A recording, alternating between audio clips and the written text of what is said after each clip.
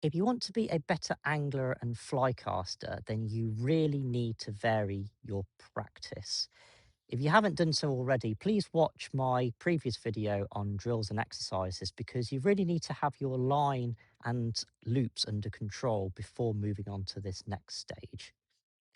Now, this is about variability of movement because we can't always make the perfect cast.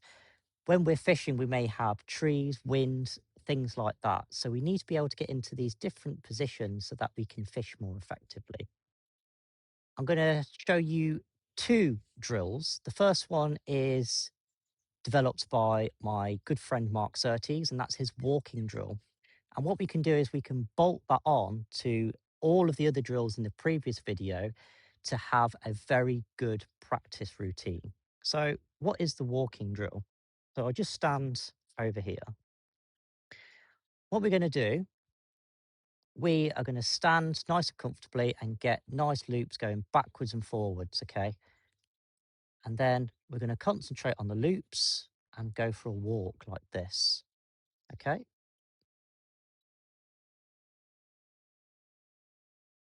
Now, what does that do? That accomplishes a very important thing, which is relaxing. I won't go too much into it, but for the coaches and instructors out there, it combats what we call freezing. And have a look at Bernstein's model. And a good starting book is How We Learn to Move by Rob Gray. But for the anglers out there, let's concentrate on that. So it basically distracts you and it helps you be a little bit more fluid. So try the walking drill with the trajectory adjustments, loops wide to tight, tight to wide. All of the ones that I mentioned previously, you can combine with this walking drill. But now we're going to change position, okay? So in the last video, we were standing like this. So the water is on this side and we're casting off the side. Now what we're going to do, we're going to face the water and we're going to draw a big circle. And we're going to bring the circle to the side. We're going to bring that circle closer to us like this. Turn that circle into an oval and then find a straight line. So now we're in more of this conventional quote unquote position for fly casting. Now, we can take that a step further because in the last video, we talked about this plane adjustment on one side, but we need to be able to do it on both sides.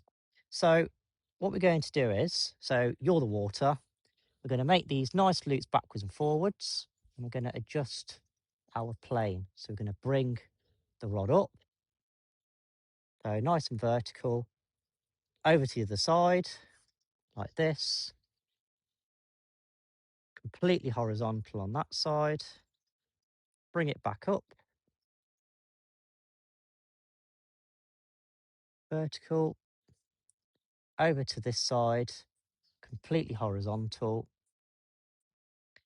relax, add a meter or 3 feet of line and keep repeating, keep repeating, keep repeating.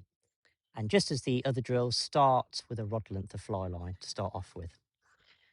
When somebody comes to me for a lesson, especially around here and they're a river angler, I'll set up 2 tape measures side by side that basically emulate the water, and I'll throw in a couple of fish pillows and some rings that simulate fish.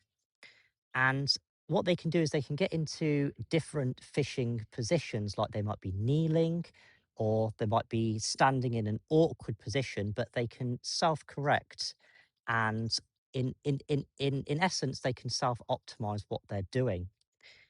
And that's very good for practice because we need that when we're fishing. So that's the next stage, okay? And let me know how you get on. And if you found this video helpful, then please leave a like, maybe a comment if you want to too.